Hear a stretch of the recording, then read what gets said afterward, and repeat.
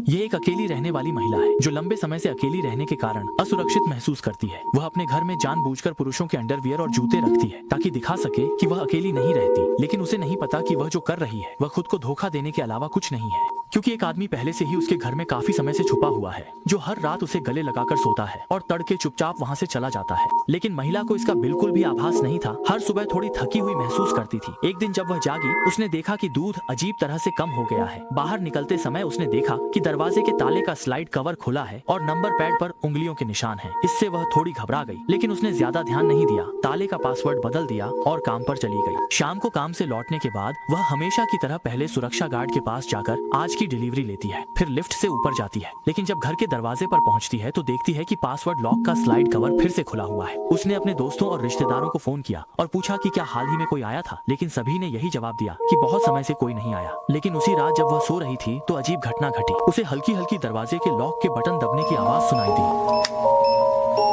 वह तुरंत सतर्कता से देखने गई, लेकिन तभी दरवाजे का हैंडल अचानक हिलने लगा और उसके बाद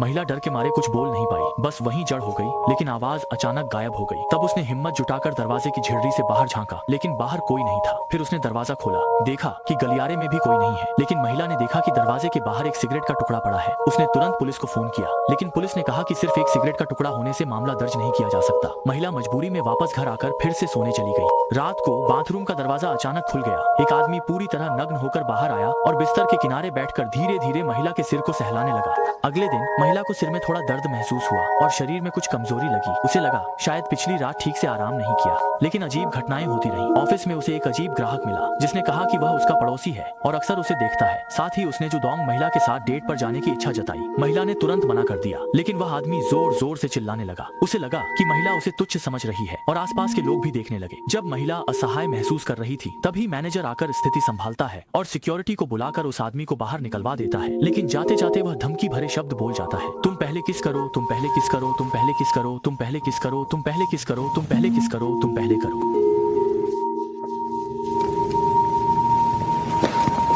मुझे बिल्कुल समझ नहीं आता, जब महिला काम से घर लौट रही थी वह अश्लील आदमी फिर अचानक सामने आ गया और महिला को जबरदस्ती अपने साथ घर चलने के लिए मजबूर करने लगा। जब दोनों आपस में उलझे हुए थे तभी मैनेजर फिर से आ गया। उसने उस अश्लील आदमी को भगा दिया और खुद महिला को कार से घर छोड़ने गया।